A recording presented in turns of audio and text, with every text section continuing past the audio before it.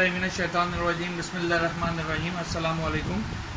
Welcome to the lecture number 15 of physics. बेटा पिछले lecture में तो हमने न्यूमेरिकल्स किए थे, लेकिन उससे पिछले लेक्चर में यानी लेक्चर नंबर 13 में we have covered a vernier calliper practical.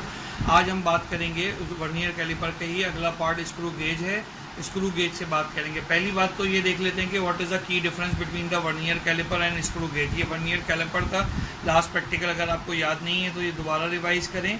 और उसके बाद ये स्क्रू गेज की तस्वीर अभी हम प्रैक्टिकल करेंगे तो आपको और भी नज़र आती जाएंगी चीज़ें। इसकी लेबलिंग भी देख लीजिए, थोड़ा क्लोजअप करें इसका। लेबलिंग भी बेटा देखते जाएँ आप, इसमें क्या क्या लेबलिंग है हमारे पास, क्या क्या चीज़ें आ रही हैं। पढ़ते जा रहे हैं, नहीं पढ़ते जा रहे हैं आप लोग जी। देखिए इसमें स्पिंडल नज़र आ रहा है आपको, स्लीव नज़र आ रहा है, थिम्बल नज़र आ रहा है, रैचेट नज़र आ रहा है, ठीक है। और भी बहुत सारी चीज़ें इनको आहिस्ता आहिस्ता इंट्रोडक्शन में मैं लेकर आता हूँ। लेकिन सबसे पहला सवाल जो आज के लेक्चर का था हमारे पास, what is the key difference between the vernier caliper and screw gauge. तो देखें कोई ख़ास डिफरेंस नहीं है, both are the measuring instruments but we can measure the more smallest thing using the screw gauge. बिल्कुल स्लो मैंने बोला, screw gauge से मजीद छोटी चीज़ों को जो है मेजर कर सकते हैं। What is the main reason? Because the reason is very simple, the least count of the vernier scale is 0.01 while as the least count of a screw gauge is 0.001। क्या है हमारे पास स्क्रू गेज का? 0.001। अब देखिए ये मैं एक scale दिखा रहा हूँ आपको, नज़र आ रहा है। इस स्केल में अगर हम CM साइड के ऊपर देखें तो छोटे से छोटा जो मेजरमेंट हम कर सकते हैं, देखिए नज़र आ रहा है सबको, ये देखें अब नज़र आ रहा है बेटा आप लोगों को। ये छोटे से छोटी जो मेजर, आप लोगों के पास भी स्केल होते हैं, छोटे से छोटी मेजरमेंट एक ये सेंटीमीटर में, यानी ये 1 सेंटीमीटर है, 2 सेंटीमीटर, तो 1 सेंटीमीटर से दूसरे सेंटीमीटर के दरमियान 10 डिजिट्स हैं, तो इसका मतलब 0.1 सेंटीमीटर जो है हम इससे मेजर कर सकते हैं। जबकि ये जो वर्नियर कैलिपर है इससे हमने लास्ट टाइम 0.01 सेंटीमीटर तक मेजर किया था। और ये जो स्क्रू गेज है हमारे पास, ये स्क्रू गेज, इस स्क्रू गेज की मदद से हम 0.001 CM तक मेजर कर सकते हैं। बस यही इसका दरमियान का फ़र्क है, यही इसके दरमियान की डिफ्रेंशिएशन है। अदरवाइज ऑल दीज इंस्ट्रूमेंट्स जो मैंने आपको रूलर या स्केल से लेकर और स्क्रू गेज तक शो किए, इसमें क्या चीज़ें आपके पास आ रही हैं, क्या नज़र आ रही है? ये we can use them for the measurement purpose. ठीक हो गई बात। ये कोई इसमें इशू, कोई प्रॉब्लम इसके अंदर नहीं है, कोई प्रॉब्लम? जब प्रॉब्लम नहीं है बेटा तो फिर आगे चलते हैं। अब इसकी प्रैक्टिकल साइड के ऊपर चलते हैं, देखते हैं इसको कि क्या इसके मामलात आ रहे हैं। ठीक है बेटा, तो ये आपको स्क्रू गेज नज़र आ रहा है। आप इसका क्लोजअप करते जाएं भाई, ये जो वीडियो बना रहे हैं इसको, ताकि बच्चों को नज़र आता चला जाए। ये आपके पास स्क्रू गेज है, इस स्क्रू गेज की मदद से हम जो है मेजरमेंट करते हैं।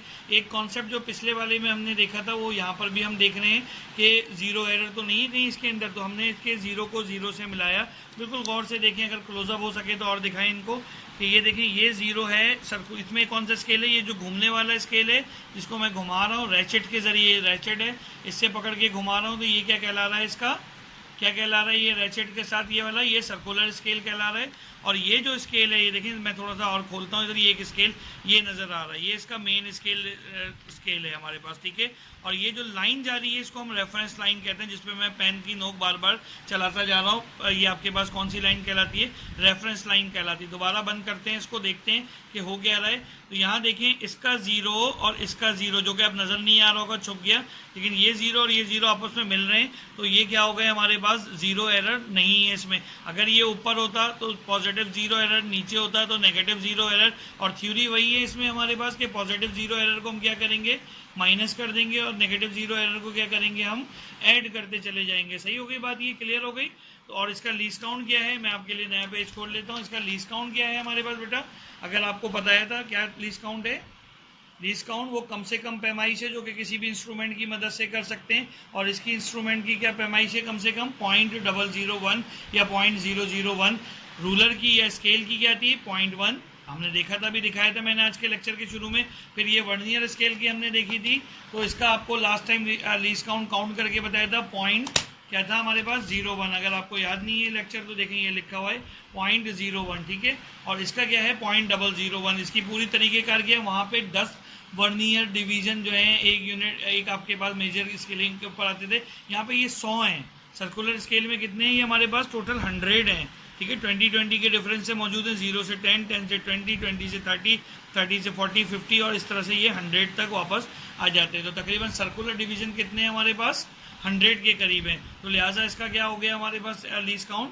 0.001 cm हो गया। यहाँ तक बेटा समझ में आ गई बात। ये ऑब्जेक्टिव ऑफ अ प्रैक्टिकल क्या है हमारे पास यहाँ पे? ऑब्जेक्टिव ऑफ प्रैक्टिकल यानी हमें करना क्या है? We need to calculate the volume of sphere. Volume of sphere, sphere का जो है हमें वॉल्यूम निकालना है। वॉल्यूम का क्या फॉर्मूला होता है? 4/3। लेक्चर नंबर 13 में मैंने क्लोज करते हुए बताया था 4/3 पाई आर क्यूब। आर का क्यूब है तो देखिए 4/3 तो मैथमेटिकल वैल्यू हमें आती है। पाई की वैल्यू 3.14 होती है। लास्ट टाइम भी हमने लिखा था 22/7 या 3.14 होती है, वो भी हमें आती है। बाकी रह गया रेडियस। तो रेडियस के लिए हमें सारी कैलकुलेशन करनी है जो कि हमारे पास जरूरी है। कॉलम वही बनेंगे जो उधर बने थे, सिर्फ एक फर्क होगा नंबर ऑफ ऑब्जर्वेशन, वहां पे भी हमने बनाई थी। क्या कैलकुलेट कर रहे हैं? सबसे पहले डायामीटर। क्या कैलकुलेट कर रहे हैं? डायामीटर। रेडियस डायरेक्ट तो नहीं कैलकुलेट कर सकते ना इसका बेटा, रेडियस नहीं कैलकुलेट कर सकते। सर्कुलर पाथ में एक कोने से दूसरे कोने तक की वो लाइन जो सेंटर से गुजरेगी क्या कहलाती है? डायमीटर। और डायमीटर का हाफ क्या कहलाता है? रेडियस कहलाता है। बस ये जहन में हमने रखना है। तो नंबर ऑफ ऑब्जर्वेशन, उसके बाद हमने मेन स्केल रीडिंग वहां पे थी, यहाँ पे भी मेन स्केल रीडिंग है। ये मेन स्केल था इसका, ये। उसके बाद वहां वर्नियर स्केल रीडिंग थी, यहाँ सर्कुलर स्केल रीडिंग आ जाएगी हमारे पास। ठीक है, वहां पे क्या था? इसको ए लिया था, इसको बी लिया था, यहाँ पे भी ए और बी लेंगे। फिर एक वैल्यू सी थी, सी किसके बराबर था? B multiply by least count 0.001। यहाँ पे क्या था? बी की वैल्यू को लीस्ट काउंट फ्रैक्शनल पार्ट जो हम जिसे कहते हैं वो निकाला हमने। और फाइनली फिर हमने टोटल रीडिंग निकाली। जीरो एरर होगा तो वो प्लस या माइनस होगा। अगर पॉजिटिव जीरो एरर है तो माइनस हो जाएगा आंसर में से, और अगर नेगेटिव जीरो एरर है तो प्लस हो जाएगा आंसर में से। तो टोटल रीडिंग किसके बराबर थी? ए प्लस सी, ए प्लस सी के बराबर थी। अब रीडिंग लेने का तरीकेकार देखते हैं। देखिए कैसे रीडिंग ले रहे हैं उसको देख। ये मेरे हाथ में स्फीयर है, इस स्फीयर को यहाँ पे सेट करना है हमने। ये हमने इसको फिक्स कर दिया है यहाँ पे रैचेट से। बहुत ज्यादा जान नहीं लगानी कि चूड़ियां फ्री हो जाए इसकी। ये आपको नजर आ रहा है बिल्कुल। ये देखें स्पेयर है, इधर फिट कर दिया। अब ये जो रेफरेंस लाइन जा रही है, इस रेफरेंस लाइन पे अगर आपकी आंखों में कोई प्रॉब्लम है या आपको बहुत क्लियर नहीं दिखता तो आप अपने टीचर से माइक्रोस्कोप सिंपल सा मांग सकते हैं। सिंपल माइक्रोस्कोप, उसकी मदद से भी रीडिंग पढ़ सकते हैं। सबसे पहले हम मेन स्केल रीडिंग पढ़ेंगे। मेन स्केल रीडिंग यहाँ पर इस स्केल पे यहाँ लिखी हुई होती है। देखिए क्या लिखा हुआ है? 25। इसका मतलब इसमें मैक्सिमम जो है 25 मिलीमीटर तक या 0.25 सेंटीमीटर तक जा सकती है रीडिंग। तो यहाँ पे अगर हम देखें तो यहाँ कितनी वैल्यू आ रही है? देखिए ये 0, 1, 2, 3, 4, 5 नजर आ रहा है और 6 जो आखिरी नजर आने वाली वैल्यू है वो मेन स्केल रीडिंग है। तो 0.6 के करीब हमारा ऑब्जर्वेशन नंबर 1, इसमें हमारे पास 0.6 इसकी जो है मेन स्केल रीडिंग हो गई। ठीक है, उसके बाद सर्कुलर स्केल रीडिंग वही जैसे वर्नियर में हम देखते थे कौन सा पॉइंट इसका, इस ये रेफरेंस लाइन है, इस लाइन से कौन सा पॉइंट कॉन्साइड हो रहा है। मुझे यहाँ पे इस वक्त ये 0 से नीचे नजर आ रहा है, तकरीबन 98 के करीब है। आप लोग भी जरा सा गौर करके देखें, अगर नजर आ रहा है तो अच्छी बात है, नहीं नजर आ रहा तो भी कोशिश करें कि इसको पॉज करके देखें। दोबारा मैं कवर कर रहा हूँ कि ये रेफरेंस लाइन है, इस रेफरेंस लाइन से ये वाली सर्कुलर की जो लाइन मिलेगी वो रीडिंग हमारी सर्कुलर स्केल रीडिंग होगी। 98 के करीब ये रीडिंग आ रही है, हमने 98 इधर लिख लिया। अब क्या करेंगे? 98 को हम मल्टीप्लाई करेंगे 0.001 से। तो कैलकुलेटर से हम मल्टीप्लाई करके देखते हैं 0.001 से 98 को जल्दी से मल्टीप्लाई करते हैं। 0.001 मल्टीप्लाई बाय 98, ये देखें तो कितना आ गया आंसर? कितना आ रहा है आंसर आपके पास? 0.098। कितना आ रहा है? 0.098। और इसमें आप जो है वो मेन स्केल रीडिंग प्लस कर लीजिए। मेन स्केल रीडिंग 0.6 है तो कितना आ गया? 0.698। ये पहली रीडिंग आ गई। दोबारा देखते हैं इस चीज को। जी बेटा ये रीडिंग आपको समझ में आई। इसी तरह से अगली रीडिंग लेकर देखते हैं। ठीक है, दूसरी रीडिंग लेने का तरीका ये, मैंने स्फीयर दोबारा निकाली है, थोड़ा सा घुमा के इसको दोबारा से मैंने रैचेट के साथ स्पेस बना के इधर फिक्स किया। ठीक है, और मैंने इसको दोबारा थोड़ा कस दिया। अब ये कस गया है यहाँ पे। तो उसके बाद देखें मेन स्केल तो चेंज नहीं होता, वही 0.5 के आगे 0.6 है तो मेन स्केल रीडिंग हमने 0.6 निकाली। लेकिन इस बार हमारे पास ये देखते हैं कि हमारे पास ये वैल्यू क्या आ रही है। थोड़ा सा क्लोजअप करते जाएं साथ साथ, अगर नजर आ सके तो। मेन स्केल से हमने यहाँ देखा तो ये वैल्यू 90 से थोड़ी सी ऊपर है, 94 हो गई इस बार। देखें सॉरी 95 हो गई, ये इधर से मिल रही है 95 से। ठीक है, आपने और क्लोजअप देखना है आगे पीछे ताकि एग्जामिनर को प्रॉब्लम ना हो। ठीक है, ये आपने 95 लिख लिया, 95 को मल्टीप्लाई किया 0.001 से 0.0095 आ गया। इसको इसमें प्लस किया आपने तो 0.695 आ गया। सेकंड रीडिंग आ गई। तीसरी रीडिंग के लिए दोबारा इसको निकाला हमने और दोबारा इसको सेट करने की कोशिश की कि जी किसी तरह से ये सेट हो जाए, और उसके बाद इसकी दोबारा रीडिंग ली। मेन स्केल बेटा सेम है, वही 0.6 है, तो मेन स्केल रीडिंग 0.6 आ गई। और वर्नियर स्केल रीडिंग देखिए, अगर गौर करें तो रेफरेंस लाइन से इस बार हमारे पास ये वैल्यू 80 से थोड़ी नीचे है, 90 से थोड़ी नीचे, तो 89 ये वैल्यू आ रही है, 89 ले ली, 0.089 आ गया। और ये वैल्यू इधर सम होने के बाद a प्लस सी, यानी इसको इसके साथ सम किया तो 0.689 आ गया। ये डायमीटर आ गया हमारे पास, 3 रीडिंग डायमीटर की आ गई।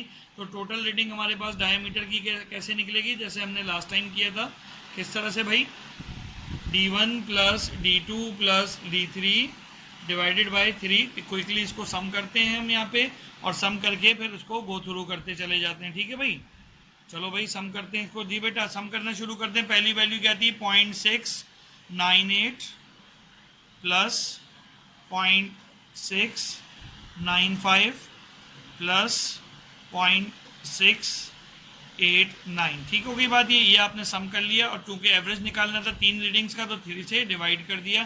कितना आंसर आ गया, ये हमारे पास डायमीटर 0.694 सेंटीमीटर, ये आपके पास डायमीटर आ गया। As we know radius is equal to the diameter divided by 2, तो 0.694 डिवाइडेड बाय 2, जल्दी से इसको 2 से डिवाइड कर लें, डिवाइडेड बाय 2, तो कितना आंसर आ रहा है, रेडियस कितना आ गया, 0.347 सेंटीमीटर। ठीक हो गई बात ये, ठीक है, कोई प्रॉब्लम इसके अंदर, ये तो आ गया भाई आपके पास टेलेनॉर का कोड है ना, 0347 आ गया। अब आगे कैलकुलेशन करनी है, we know the formula. Formula क्या था हमारे पास, 4/3 पाई आर क्यूब। तो जल्दी से हम कैलकुलेशन भी कर लेते हैं। वॉल्यूम का क्या फार्मूला है, एज वी नो वॉल्यूम किसके बराबर होता है, 4/3 पाई आर क्यूब। तो भाई वैल्यू रख लेते हैं, 4/3 पाई की वैल्यू 22/7।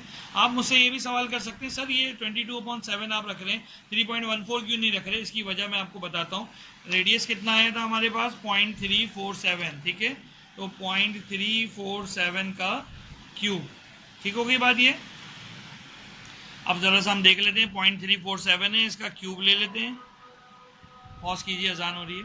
ठीक है बेटा, सबसे पहले इधर हम इसका क्यूब ले लेते हैं। कैसे निकालेंगे क्यूब, 0.34 और 7 और इसका क्यूब है। अगर आपके पास साइंटिफिक कैलकुलेटर है तो क्यूब, वरना 3 बार मल्टीप्लाई कर लें। उसके बाद इसको 22 से मल्टीप्लाई किया, मल्टीप्लाई बाय 22, ठीक है, ये आंसर आ रहा है। फिर multiply by 4,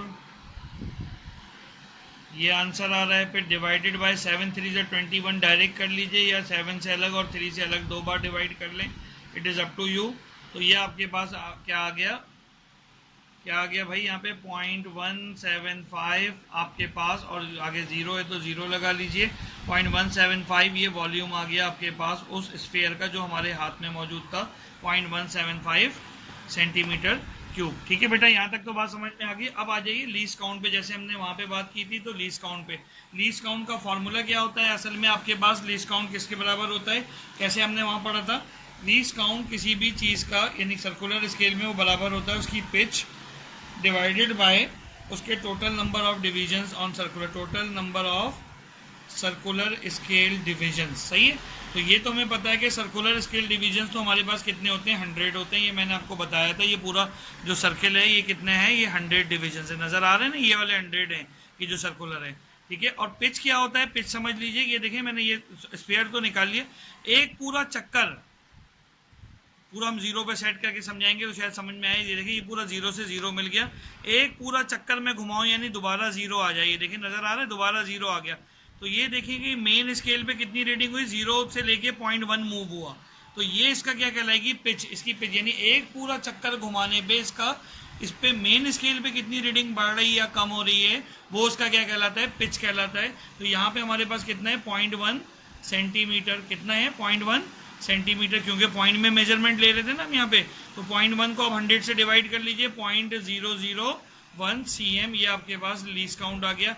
least count is the minimum measurement which we can do by using that specific operators और स्पेसिफिक इंस्ट्रूमेंट। ठीक हो गई बात, ये क्लियर हो गई बेटा। ये तो ये आपको स्क्रू गेज का मैंने लीस्ट काउंट निकालना बता दिया।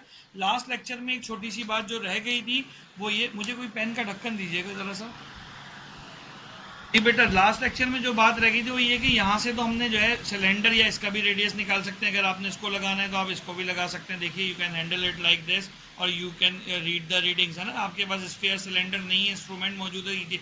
अच्छा, अब इसमें मैं ये चाह रहा हूँ, इसकी अंदर की गहराई नज़र आ रही है, बिल्कुल अंदर जो उंगली, छोटे बच्चे से गए हैं तो छोटी उंगली अंदर बिल्कुल फंस सकती है, ये डेप्थ मुझे निकालनी है। तो we can also find the internal depth by using this instrument. ये देखिए यहाँ पर ये इसकी एक स्लाइड नज़र आ रही है, आपने ये इसको सेट किया है यहाँ पे, ठीक है।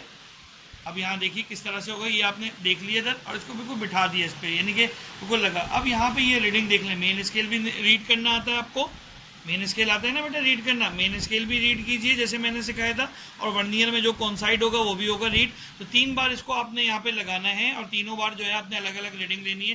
तो ये इंटरनल डेप्थ भी निकालने के काम आता है, ठीक है। अब हमने यहाँ से अगर मैं आपसे कहूँ कि जी आप यहाँ पे इसका रेडियस या डायमीटर निकालें, तो आप यहाँ फ़ौरन फंसा के मुझे निकाल के बताएंगे, लेकिन मेरी फरमाइश ये है बेटा, ये नहीं निकालना बाहर वाला, बल्कि मैं ये कह रहा हूँ ये अंदर वाली जो गोलाई है ना, दोनों में सूद भर का फ़र्क है कि नहीं है।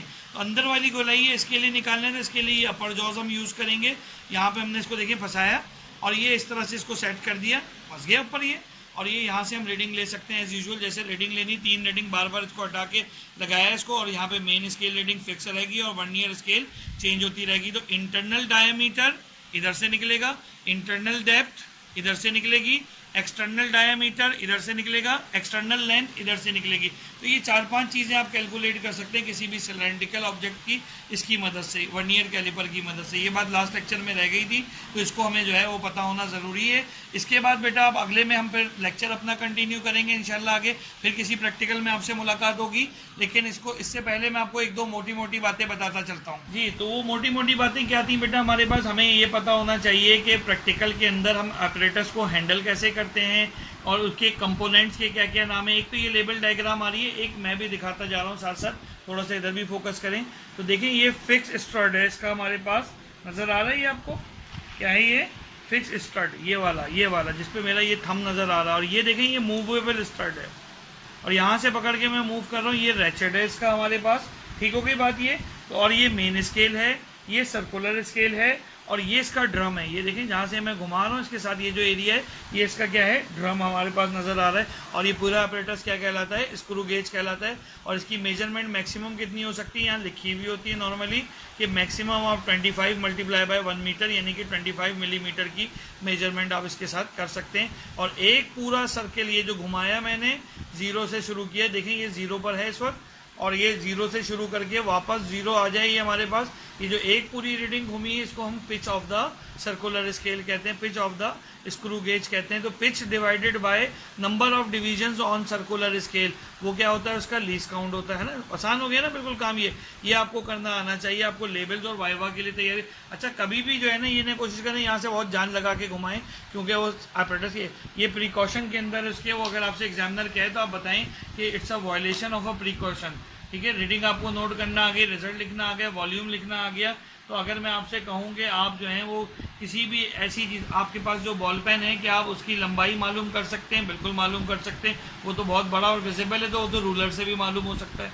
लेकिन स्फेयर जैसी छोटी चीज़ जो रूलर पे नहीं आती, जिसके लिए और माइनर हमारे पास चीज़ें चाहिए, उसके लिए हम वर्नियर कैलिपर और माइनर और प्रिसिशन के साथ हमें डेटा चाहिए।